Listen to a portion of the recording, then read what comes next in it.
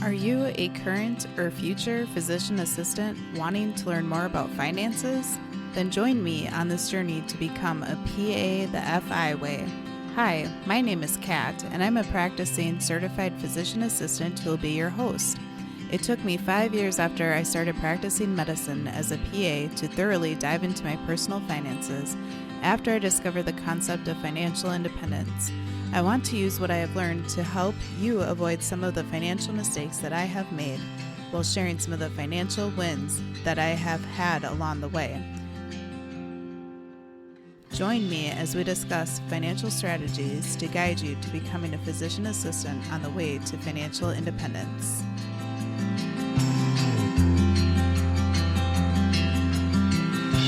Welcome back, everyone, to the PA the FI Way podcast. I'm your host, Kat, and I am really excited for the guest on today's show. We have Jen joining us, and she is also a podcast host, which is really fun. And she is the host of the Investor Mama podcast. And we actually met back in a podcasting class. That was really cool. So welcome to the show, Jen. Kat, thank you so much for having me. It's really a pleasure to be here. I think you're doing such great work and I love everything that you have going on. So it's really, really a pleasure. Yeah, likewise. I have really enjoyed the episodes of yours that I've been able to catch. And I think that although I'm not a mom myself yet, there are so many PA moms out there. So I think that a lot of the listeners will get a lot of value out of today's episode. Great. Well, I'm excited to serve and yeah, I'm an open book. So everything's on the table. For sure, for sure. Do you mind sharing a bit more about yourself, Jen, for the listeners, for those who aren't aware of who you are and what you do and things like that? Sure. Well, my name is Jen. I'm a mom of two. I have an angel baby. So we have three children. My husband and I, we've been on our financial independence journey now, accidentally, I guess, for many, many years. When I was working at, oh, what was it? It was, no, I'm sorry. When I was at my friend's house, this was probably like 15 years ago already. It was funny because I had two really good friends, and my life was almost like the book Rich Dad Poor Dad. For those of Sure. you who had read it, I had one Fred's dad who was an attorney, and he used to work really, really late, but his office was maybe 10 minutes from the house. And he used to justify coming home so late because if he were to work, in the city or somewhere far, it would take him like an hour to commute. And so that's why, he would just work the extra time instead of actually coming Sure. home earlier. And then my other friend's dad actually owned the building that the attorney was in, and he was, never there. He was always with his kids. He was out playing golf, whatever he wanted. He'd come and go. And he actually told me when I was really young, and I wish I would have actually listened. I kind of listened, not fully, but he said, invest in index fund, buy real estate, and then just set it, forget it for the next 30 Nice. years. And he gave me the book Rich Dad Poor Dad, which blew my mind. And then my financial independence journey was off to the races. And so we did get a couple real estate properties. We did index funds, but we made a lot of mistakes along the way. But fortunately, even with all the mistakes and through everything, because my husband's a high income earner, and because we were just very frugal, we are pretty much coast fine now.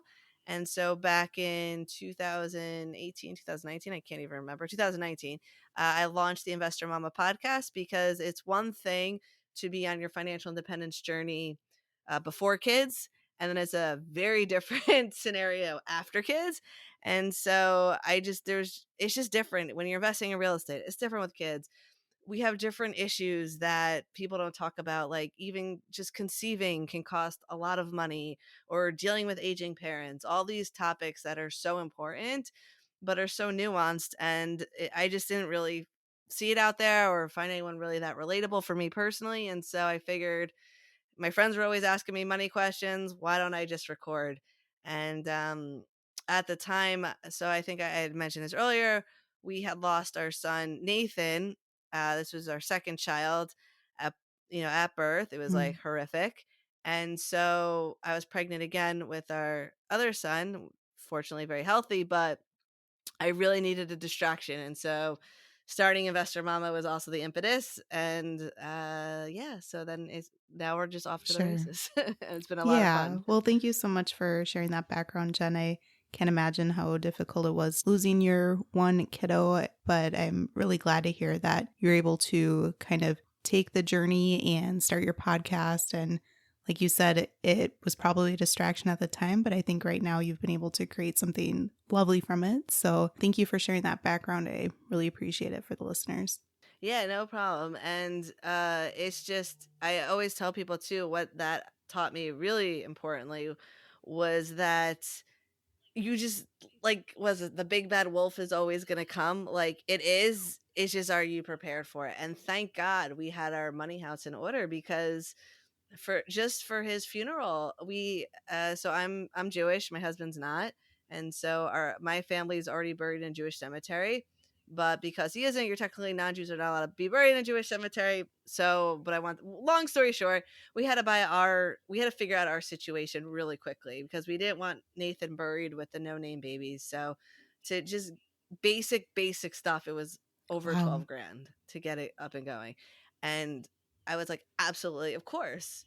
But 12 grand's not cheap, especially like if like you're just starting out, or like we were in the process of buying a house at the time too, and this was totally a curveball for us, but it was just, of course, how could we not Yeah. give him a proper burial? And so it was just a wake up call that there's always going to be something in life, and are you prepared?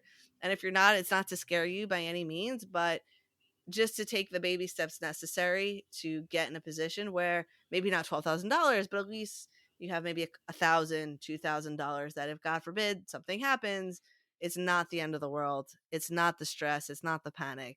It's the, okay, yeah, this stinks. It's not great, but it's not the end. Like, we can figure it Yeah, out. totally. I know that both myself as well as many close friends and family members have lost other family members throughout their life suddenly too. So my dad passed away unexpectedly, and I can definitely relate to trying to kind of distract myself a little bit. I think that a little distraction can be good for the soul, so to speak. So, Yeah, and I'm so sorry for your loss. It's never easy with aging parents and everything. I had to deal with something similar too, and even that, there's just always something. So, and the more you can, like, I know money's scary. I know money can be really scary, but the thing I always say is, we were never taught this in school, and unless your parents taught you, and for many people that's not the case, how would you know? Like, exactly. how would you really know? So give yourself a break. Like, it's okay. Know it. Like, know that you don't know, but then own up to it and say, okay, now it's time to Totally, learn. exactly. I always say for the PAs that are listening, whether they're current or future PAs, it's amazing how we go through so many years of college and get our masters and things like that. And we come out with these 6 figures of student loan debt, usually for the most part. It's And crazy. it is It's so crazy. depressing Yeah. how little we are taught about finances. And yet we have to balance, trying to pay off our debt with making more money than we've ever made in our lives. So that's a huge impetus for starting my podcast too. So thanks for sharing that as well. Yeah, no, it's crazy. And I mean, I could say a whole lot about the whole college system and all that stuff. But for someone who is in a ton of debt, though, it really, like, no, sorry if I hope I can say it's like, it Totally. sucks. but, like, there, if it can be done, it's just, it's going to take time. It's not going to be easy. It's not going to be a quick hit, but there's definitely ways to strategize. And my whole thing is, like, if one person can do it, then there's definitely a way. Yeah, for So sure. it may be a longer journey, but it's not for like, an impossible journey, and all of that. Yeah, So exactly. And for the listeners, if you haven't read Rich Dad Poor Dad yet, I'll definitely include a link to it in the show notes because it's a pretty good book for sure. yeah, yeah, it was great. The only thing I didn't like is it blows your mindset open, but then it's like, okay, what's next? And then that was where I was kind of like from there, and then I went down the real estate rabbit Cool. hole. And I'm really looking So forward to talking more a little later in the episode about real estate with you too. I think that'll be a really fun conversation. sure, yeah. So you did share kind of what made you start Investor Mama podcast already. But do you also mind elaborating, Jen, why you feel like it's important for moms and women alike to learn more about finances and particularly financial independence? Yeah, 100%. I mean, I personally believe that, especially if you're a parent, especially a mom, because your kids really look up to you. It is not only important, I think it is a responsibility for you to get your financial house in order so you can set the example for the next Sure. generation. Especially now that, like, dealing with aging parents, think of this: if your parents don't have their, money situation in place, now you're sandwich generation, you're dealing with your parents and you're dealing with yourself and your kids. It's a lot, and that is, at least for me personally, that is the last thing I want to do for my kids. Like, I see what it's like to have to manage, not even just money, but just all of the estate. Like, do you have a healthcare directive? Do you have a will? There's so many things people don't like talking about, but it's the reality of life. And instead of being afraid of all these things, it's something we need to embrace. And so, as a mom, especially, there's so many moms and dad, or there's so many moms who don't know even what their financial situation is. Maybe the husband knows, or maybe somebody else knows, or whatever the situation is. Like, you have to know what's going on, and you have to, like, own it, like your own money. Do you really know what your debt is? Do you know how much income you really bring in every month after taxes? Do you know where your money is going? It's silly questions and may seem simple or may seem daunting, but whatever it is, if you don't know, then what are you leaving your kids? Like, they're not going to know. And like I said before, the schools aren't teaching this Yeah. stuff. So I just know, for me, once I had kids, everything changed in my mindset too. It was no longer about me. It was about them.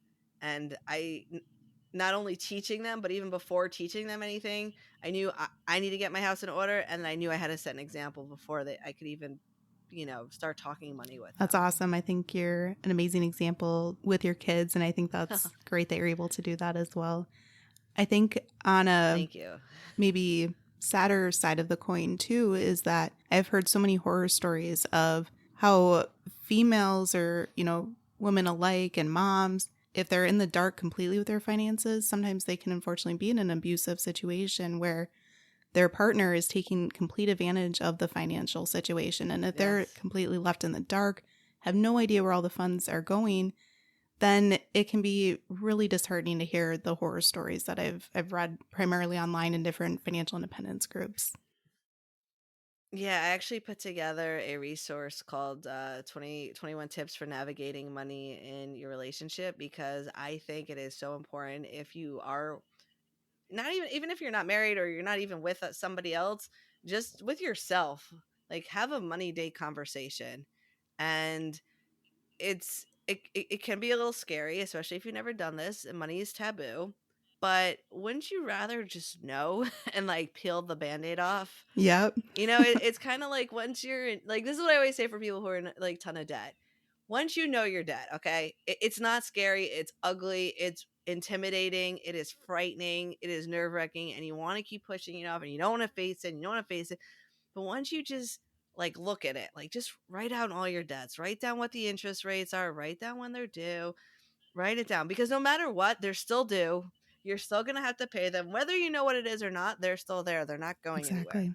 But at least once you know it, like, pat yourself on the back, because from that point on, as long as you kind of don't get any more debt, which, I know that could be a whole other topic in itself, but at least from that point on, you're never going to be worse off.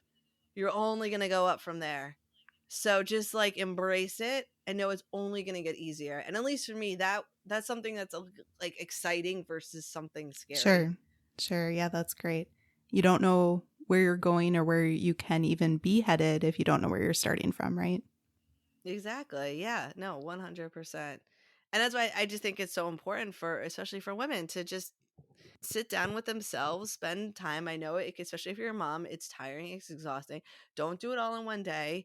Just maybe give yourself, like, a week, 2 weeks. Just spend maybe even just 15 minutes a night. Do one thing to accomplish. Like, maybe it's just looking at your past month's expensive. Maybe that's just the one thing you do, and just look at it. Like, you can go on your accounts. Even if you don't do all your accounts, just take your major credit cards, look through, just do one thing, but then check it off. Like you did that one thing. And then the next night, maybe it's like looking at your debt statements and just saying like, okay, let's just total this number. Yeah.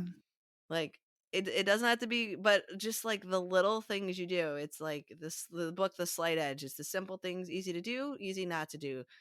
But if you don't do it, you're going to end up in a bigger mess. But if you do it, it could change your Yeah, life. that's awesome. Very cool. And Jen, do you feel like moms experience particular challenges when they're trying to invest or learn financial literacy? And if so, what are they in particular? Yeah, I actually just did an episode with Vrinda Gupta, which blew my mind. It was on credit card debt. And I had no idea how messed up our system is against women and minority women. Uh, I was just really blown away that the system was made for men. So Vrinda, she's awesome. I believe she was a project manager for the Chase Sapphire Okay, Reserve. So she like created cool. this card. So for many of you in the financial independence world, like this is the card for travel hacking. And she was denied her own card. Like she put Oh together my this whole goodness. credit card, the points, the That's system, crazy. everything. And she's like, "What? How is I?" And she had no idea. And then she went back. It was because she always had like her dad's credit. Like she never had her own credit. No one taught her. And then even when she did have credit, women usually typically get lower credit limits than men.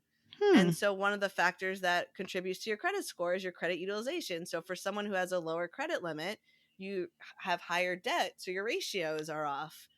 And even then just thinking of the points are really geared towards men and where men spend money and what men do more so than women necessarily. Like there if you think of all the travel points, like there's not much about diapers or like nursing Sure. supplies, or even thinking of the points like it was just really cool. Like if you think of like all the travel and the luxury traveling, well, if you're a mom, they're not necessarily set up for like diaper changing stations or for nursing areas and all this stuff. And it was just like, so right there, credit, which is like the one thing, no matter what your GPA is, your credit score is what matters when you graduate, whether you're going to be able to get a loan, whether you're going to be able to buy a house, all these things. And like right out of the gate, women are at a disadvantage right there is Wow. huge. So that was like the first thing that was like totally eye opening. And that impacts like if you want to get a loan. So if you want to invest in real estate, you want to start a business, you're severely set back. And then even then, once you say you get through all those hurdles, right, you get through all the credit. I know just buying a house, like being a woman in real estate, there's definitely still a very male dominance in it and what women know and what women do. And then when you throw kids on it, like I know when we screen tenants now, I bring my daughter along because one, I didn't have anyone to watch her. But two, like I did want it for teaching purposes, but like when she was younger, it was okay, I have to bring the toys, I have to bring the this, I have to bring the that. So even when I wanted to go look at houses or do everything, it's just like everything's a process. Like especially when you have kids, it's not just you. It's like, or even if you want to go do something, it's finding childcare, it's finding, whatever. So it's just very different. And then also, if you're trying to save for yourself and now you have kids to feed, your expenses go up. Even you can be as frugal as you want. When you have kids, there's just more expenses no matter what. And then on top of it, too, one of the most expensive things parents have is Sure. childcare, which for us, we're in the Northeast. It was $1,500 a month Oh for my one, goodness. and 3,000 a month for Ugh. two. Like at that point, it's not even worth it to work for Yeah. some women. So then you're out of the job market, and then so there's just so many things I could go on, but there's yeah, it's just very hard, I feel, as a woman, as mom, and as I mentioned even earlier, just dealing with aging parents usually typically falls on the female. Whatever it is, that's usually kind of how it is. And then also, like, I know a lot of my friends couldn't conceive, and that was also difficult. And I feel like it's very different for the woman than the man, in dealing with that. Not to say, but I know it's bad on both. It's just different, but it's still the woman's body that's going through all the whether the IVF or what, it just takes a toll, and it takes Yeah. money. And so yeah, I think once you become a mom, it's just or even just being a female in the personal finance space, It's just a very different lens. Yeah, like you said, Jen, I think that there's so many different layers to all of that. And I don't think you even scratch the surface, right? I think that there's No, that's the so sad many part. different layers to it. And I mean, just, from my perspective, again, not a mom, but a female working in medicine, I have read studies and heard that often males that work in medicine make so much more than females, whether they are Oh PAs or yeah, physicians or whatever. And it's pretty disheartening to hear that as well. yeah. Well, do you find even where you work, like, do women talk about their salaries and stuff? So I would say that no, not usually. And I don't know if males do tend to do that more so. There are definitely more females than male PAs out there. But I think that the ratio is becoming a little bit more even. So I don't know if Okay. males tend to talk more about it. My thought and thinking and a little bit of reading is that males tend to be a little bit more confident about negotiating. And I think that that's probably huge with Mm. they're just more confident about applying to higher paying positions and then attempt to negotiate higher as well. And females just don't do that for the most part for a lot of people. No, So, no. I did an episode with Tori Dunlap on negotiating your worth, and yeah, the numbers, like you said, are very staggering between male and female, and even just what's almost acceptable for women, what they say and what they don't say. There's totally, when someone's hiring, like, just the interview itself is what's it called? There's totally sure. gender bias. So Yeah, it's difficult what, world we're living in, but it sounds like it's improved somewhat over the years and we can be optimistic that hopefully things will get better and that's why it's so important that we have our podcast to try to teach and empower other females to learn more about finances and to try to negotiate their worth as well. 100% agree with you. And then I think you touched on this a little bit already with bringing your young kiddos with you for screening tenants and things like that. But do you mind sharing what all are you doing to try to teach your kids about investing and saving and just finances in general? So I'm actually about to start something I had learned from Chelsea Brennan from Smart Money Mamas. She's amazing, and she because we have young kids, so ours are 5 and 2, so they're still very young. But she does something where you don't tie the kids' allowance to money, but you still give them a paycheck, not a paycheck, but you give them money every month based on Sure. their age, and then they can divide it up into the 3 jars: saving, charity, and then for spending, so that they have their three jars or whatever. And so then she lets, after 3 to 4 months, she takes her kids to Target or wherever. They go around, they pick the goal, they put it on a bulletin board, and then they save for that. And so my husband, and I literally today were just talking about this, so I'm very excited to start this with them. But one of the things that we've already done is, so we do own a couple of properties, and so we really teach especially our daughter, that, because she's 5, so she kind of understands that we buy houses, we provide housing for people, they pay us money to live there, but we want to make it really nice for them. And then when we're able to use the money to go to Disney World, go on fun trips, get some toys, things like that. So she's already learning the Sure. concept. And then the other thing that I started, which kind of backfired a little bit, was teaching her to solve problems, as a way to kind of get creative with business ideas. So, like, one thing she came up on her own, actually, was with housing, because she was telling me her friend wanted to move but there was nowhere to go, and I said, yeah, so there's a lot of people right now looking for houses, but it's very difficult to find something. And I was like, so that's a big problem, that's why there's like a housing problem right now. And she goes, why don't they just build more houses? I was like, actually, that is the solution to the housing crisis, is building Sure. more houses. So, but apparently she's taken this solving problems to school, where she tries to solve her friends' Oh, problems when okay. they're not listening. That she has the problem to solve when the teacher tells them to do something and they're not doing it. And I'm like, no, that is not your problem to solve. But so there's only so much you can do. But I definitely think it is important. Just like, we talk about money in front of the kids, we're very, what's going on? Is mommy working? Why is mommy working?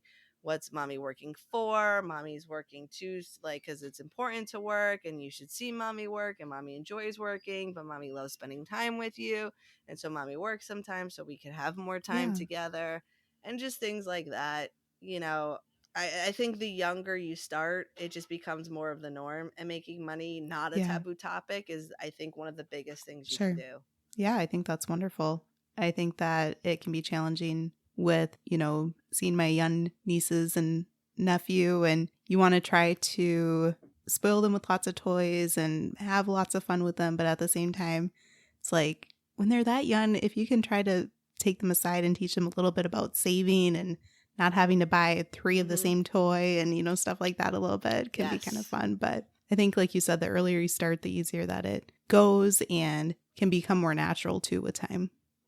And the one thing I'm learning is kind of like trial and error. Some things are just too Sure. over her head, and I don't want her to get a bad Yeah. taste of it either. So it's also okay not to force it down their throat when they're young, because I know some people are like so excited. And I know I'm very gun ho, but I know I need to like rein it in a little bit as well.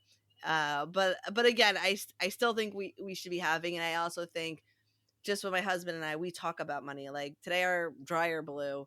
I was like, oh, now we need a new one. And so we were talking about it for the kids, like how much do they cost? You know, this one costs this much, but this one, because it's like for a long term investment, it's okay to spend a little bit more if we get more benefit. If we're not going to get more benefit, spend the less. But for something like that's, just like, your bed, you're in your bed, you sleep in it, every night. That's an okay to maybe splurge a Sure. little bit more, things like that. But she heard this conversation. I have no idea what went in, what went out, but she was in the room, she was listening to it, and again, because we had our financial house in order, we were able to have this, like, we were very blessed to be able to have this conversation. And it was okay, the washer blew, whatever, but again, it's not the end of the world. We can figure it out. It's not going to blow our budget. There was no arguing, there was no screaming, there was Yeah. no tension. It was just a normal conversation, just like we talk about what the kid's going to do after school. What are we going to, buy today? Like how are we going to fix Yeah, the definitely. dryer? So, speaking of trying to have an open dialogue and be honest in conversation and things like that, you did touch on a little bit earlier about your resource that you have online on your website. Do you mind sharing just a few of your favorite tips that you have for navigating money in your relationship? Yeah, so this is fun for my husband and I, because we do not do some of those tips, because my husband is very against, not against, he's just, I shouldn't say against, that's the wrong word. He's very, he, like, he just trusts Sure. me. So for him, he's like, all right, just tell me what I like need to do, but like I'm gonna like, which is hard because it's a lot Yeah, of pressure. But I'm totally the money nerd in the me too. relationship. But what I have, yeah. So, but what I have found, and I'm curious your experience. I've always gone in really with like an open mind, and we have joint accounts, but we also have separate accounts, which has also made it a little bit easier. We trust each other. Now this may not be for everyone, but my husband and I, we trust each other, so it's more of just like, I'm not judging you, you don't like whatever, so we can spend what like, and we check in. We're also now at a point where like we're very like frugal to an extent. Like we know we don't spend much, like we know what our spending is every month. It's not like we go drastically, on a purchase. And any big purchase we've made, we always would Yeah. just talk about it. So but I do think the biggest thing is like, don't judge what the other person spends money on, don't judge where they're at. Go in with an open mind and an open heart. You love this person, hopefully. So what they made with money too, they didn't learn, they may not have learned about money either, so cut them some slack. Now it doesn't give them the excuse to just blow money and splurge and all that, and if they are hiding stuff, I would, that's huge red Yeah. flags for me. But if they are like, willing to, work with you and willing, like, don't put so much pressure, just, and don't do it so often where it becomes like a drag. But, like, you need to track your finances, but see how much you can kind of do yourself if you're more of the money nerd. And then when you really need them, let them know what it's important to have that kind of Yeah, conversation. Bring definitely. them And my husband sounds very similar to yours, where he's like, well, I in. don't know. What do you think is best? And I'm like, well, that's what I'm trying to learn this stuff with you so we can come to our own separate conclusion and talk it out a little bit more versus like, oh, you got it, you can figure it out, if people don't really have interest. But it is very interesting that most couples seem to be that way, where one person will either always be that way or at least take it upon them when they learn some financial literacy. And then the other person can often not have much interest. So I think it's very common that couples will be like that. So how did you get your husband to the table? Yeah, so I think it's a work in progress, truthfully. Yeah, it is. But it is more so about trying to figure out the best way to communicate to your individual spouse or partner in general. So my husband definitely does not like confrontation at all. And I learned that right away towards the beginning of our relationship that anytime I would attempt to raise my voice, he would just shut down completely. So I learned that I have to not raise my voice, even though I feel quite frustrated, and instead try to talk in a calm manner and express my frustrations as much as possible during that. So it's so funny because I think you have such a calm voice. I appreciate that, Jen. maybe that's part of my skill in working in family medicine and now mental health and psychiatry, to try to have that calm voice when I talk to my patients. But You do. no, I do raise it sometimes when I'm frustrated, for sure. But it's also interesting too how I think that we talked a little bit about this offline before our interview, about how my husband and I definitely have two different perspectives, in the sense of I'm so forward and future thinking of let's save and invest for the future so we can get to financial independence and enjoy, life at that point. And he's so about let's live life now and have fun now. And both he and myself lost our dads at young age. So his dad was in his early to mid 50s. My dad was in his early 60s. And so we're trying to meld the two, where we don't know how long we're going to live. No one does, obviously. But at the same time, you do want to save and invest for the future to try to reach financial independence, but also enjoy life now and enjoy the journey. So we do our absolute best to try to compromise and find the good in both of those sides, for sure. And that's why I love having separate and together accounts. That works for us. And again, it may not work for everyone, but this way, for your husband who wants to splurge and do the things, great, let him do it and be fine with it, because you're still doing both. And I will say this, because I've found just with myself too, because like we're Coast-Fi, we really don't need to be saving like crazy, but it's just from doing it for so many years. And it is also, I feel like, since Nathan, and I also lost my mom, there is a lot of me now that's more of, we have kids, we should really be enjoying the time with them. And I think it's a catch-22. It really depends where you are in your journey, because for those who are, even, it doesn't matter on your age, it just matters where you are in your journey. Because if you're more in the beginning, then yes, you need to focus, I think, more heavily onto the saving and the investing, because you don't want to be a burden to your kids. But if you're later in your journey and you feel like you're in a good spot, it's okay to let go, and it's okay to spend a couple of extra dollars on the nicer, dryer, washer, whatever. It's okay to take the trip that you want. So, but that's why I think having a conversation with your significant other is so crucial, because you may not know where you really are on the journey. You could be at zero, you could be negative, you could be further along than you think, or maybe you're far along, but all your money's tied up in retirement accounts and you still don't have an emergency fund. So personal finance is personal. I've heard that a million times. But I think what's also just important is just like, besides just knowing where you are in the journey, just always trying to learn and improve yourself. Yeah, definitely. Very cool. It's all about intentional spending. You need to figure out what you and your significant other truly value in life and spend on those things and cut costs fiercely in the things that just don't matter, don't bring much joy out of your guys' lives, for sure. Yeah, 100%. And if everything brings you joy, well, that can't be. There's gotta be a little give and take there, for sure. A little bit of prioritizing. And you did touch on Coast-Fi a couple times. You mentioned that, just in case some of the listeners aren't familiar with what Coast-Fi is. Do you mind sharing that? Sure. So coast-fi, and I feel like there might be other definitions of this because there's always Sure. multiple definitions of every financial Right. independence term, but I define it for our is that we if we never saved another dollar in our life when we're at quote unquote retirement age in our 60s or whatnot, we will be fine. We wouldn't need to save. So it's not a specific number. It's just whatever, based on your expenses. Do you have enough to cover your expenses, and at what point in your life? So what, like, how much do you really need to save? And then coast-fi is if you just let it ride for the next X number of years, at that point when you actually need to access that money, you'll be okay. Exactly. And when you say let it ride, the money is invested usually in low cost Yeah. broad based index funds, likely. Index And then funds, the power yes. of compounding interest just makes that value keep going up and up over time. Yeah. Awesome. Correct, yeah.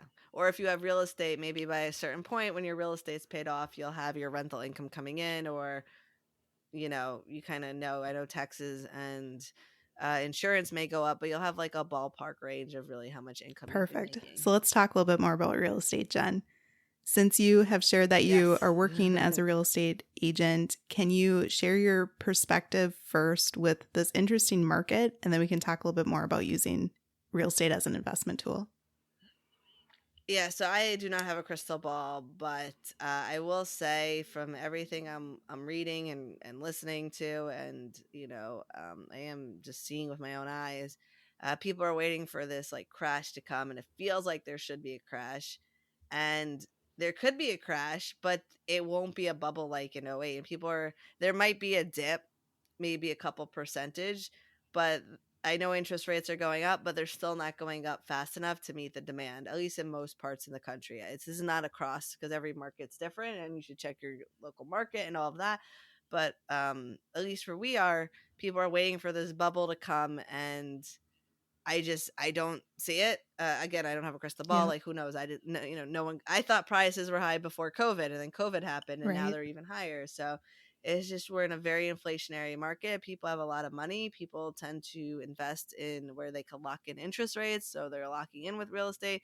There's not a lot of inventory. People who are getting loans are solid buyers. A lot of them are even cash. So it's not like people are having these like mortgages that are, overblown. Again, there might be a course correction, but we're not talking of like a Yeah. massive drop.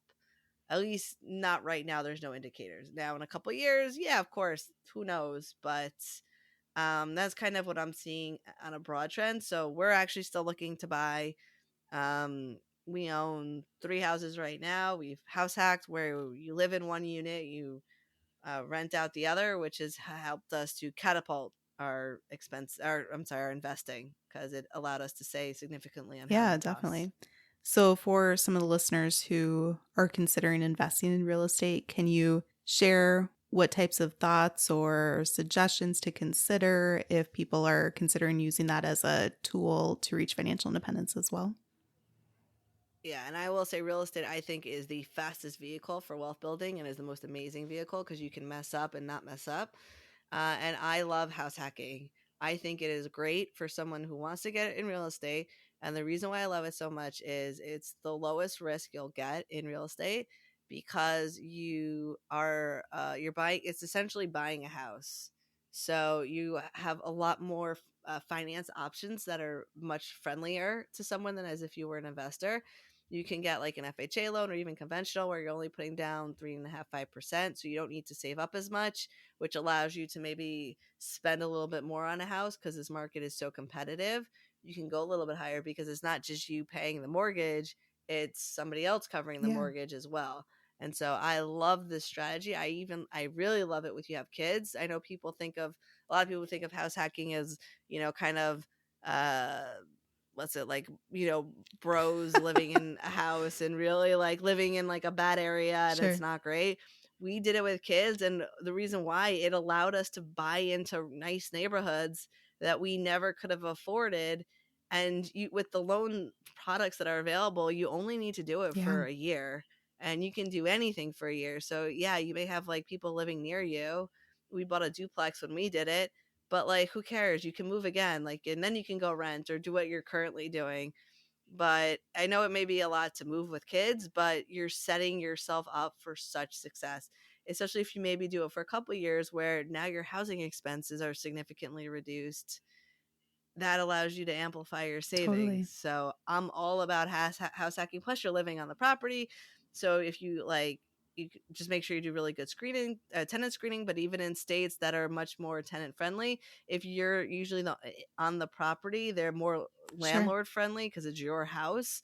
And you can learn hands on without the risk. Like you're there, so if something goes wrong, you don't have to worry about paying a property manager. So you just have a lot more flexibility. You can learn about real estate. You can go, and then if you don't like it, you could always sell, or you can then maybe hire a property manager. But you just have options. And with the market going up, it's, at least for me, less risk. Like we were able to buy in an A-class neighborhood, and in our area, houses are like over half a Yeah. mil easily. So we got into a house like that. We put down 5%, which, and then now our tenants are paying it off. And we did a 203K loan, which we did construction. We made one of the units was originally a 1 bed, 1 bath, and now we made it a 2 bed, one and a Nice. half bed, 2.5 bath. But our tenants are paying it because we just built it into the loan, into the rent rather. So we improved the value of the house. We have loan pay down, you get tax benefits, you get appreciation, you get depreciation. There's just so many perks to real estate. And I think house hacking is just a phenomenal way to get started. So if you can do it, do it. If you're afraid to do Awesome. it. um yeah, and I still want to house hack, but we did it twice already, and so there's, once you do it a couple times, it's harder with the loan Sure. products. So now we're getting creative in what our next steps are Okay. going to be. Very cool. Well, thanks for all that advice and information for sure. Do you Sure. suggest that many people do consider trying to self manage, or do you feel like property managers are the way to go, or does it just kind of totally depend on the person and the couple and their situation? Both, because I know if you're like in a really high paying job where it's just hard and you're not handy, then just outsource it. But if you want to really get into real estate, then it's probably better for you to at Yeah. least learn at least some things before you, and not to say don't ever outsource, but in the beginning, I would say, uh, if this is like something you, like I said, you really want to get in, you definitely want to learn, because you want to learn what the systems are. You want to have an idea of just even the cost of certain, like replacing a hot water heater, because even whether it's an investment home like your house hacking or it's your own home, these are just good to know. Like replacing a roof, estimates, how to go about hiring a contractor, because you may have to do it for your house too. So it's just developing some skills, how to interview people, how to uh just Yeah. network, meeting other investors, things like that. So I think it does depend on the For sure. situation. And for those who are not interested in house hacking, do you have a preference between multifamily versus single family houses or homes for rental properties? Do you prefer short term rentals, long term rentals, or again, do you feel like that they all have their own benefits? I think they all have their own pros and cons. So short term rental we have not done, but we're looking into. But it's going to be a lot of work. So if you don't have a lot of time, short term rentals may not be for you. Single versus duplexes, it depends on the market you're looking at and the kind of tenant. Single family, you may have less turnover, but at some point, the rent will only go Sure. so high, because at that point, then they'll want to buy their own single family and not rent. Duplexes, you have more economies of scale, but you may have more turnover. So it just depends on what your goals are. And but I will say you should learn what the pros and cons are. Pick one strategy and then go for it. Don't start trying to go for Yeah. five, because I tried that, and then you end up with Sure. nothing. Like just take one and just focus on it, learn what you need to learn, and then just repeat that if that's something that you're interested in. For sure, for Awesome. Very sure. cool. So, thank you for all of the wonderful information that you've been sharing so far throughout this episode. Do you have any last pieces of advice for the listeners today? I will say, no matter where you are in your financial independence journey, and if you are a mom, first of all, congratulations for listening to Kat. Kat's Thanks, Jen. amazing. So, no, it's true. And so, like, no matter how bad you may feel or how stressed you are with money, I know I said this earlier, but just like take a breath, congratulate yourself. You're on the right path. And so just be gentle with yourself, be kind. We're so hard on ourselves, especially as moms. We can't do it all, and that's okay. but just take a little step at a time, a little step of your time, but most importantly, be kind to yourself. That's wonderful. I think that's so important. It's so difficult to do. Everyone has regret when they first become financially aware and have their eyes open, so to Yes. speak. But like you said, it can be so important to have some patience and, respect for where you are and just make a plan to go forward. And if you are married, have those be kind to your significant other. Well, be Yeah, kind to your definitely. spouse. Cool. So, where can the listeners find you, Jen? Whether it's on your website or social media, or how could they get in touch with you if they would have more questions? Sure. Well, first of all, definitely reach out. I really love connecting. I love talking anything money, real estate, and whatever. Just reach out. But you can connect with me if you go to investormama.com/connect. You can find my social media handles, all of the above, and feel free to go to the Investor Mama podcast. You can find me on anywhere you listen to podcasts, Apple, Google, Stitcher, Pandora, all of the above. So, yeah, definitely reach out. Awesome. Yeah, definitely for all the moms out there, especially go check out Jen's podcast, Investor Mama. It's an amazing one to listen to, and give her some love by giving her a review and mentioning those things that you like about her podcast. Yes, thank you. That would be awesome. All right. Thanks so much for joining us on the show, Jen. We really appreciate it. Kat, thank you so much for having me on. This was a great conversation. I had fun.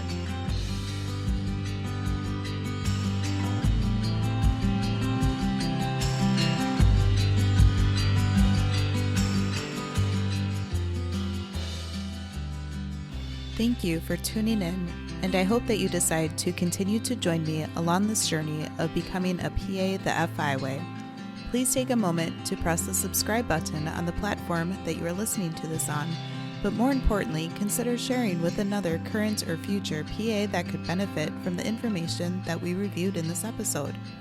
Take care and have a great rest of your day. Until next time.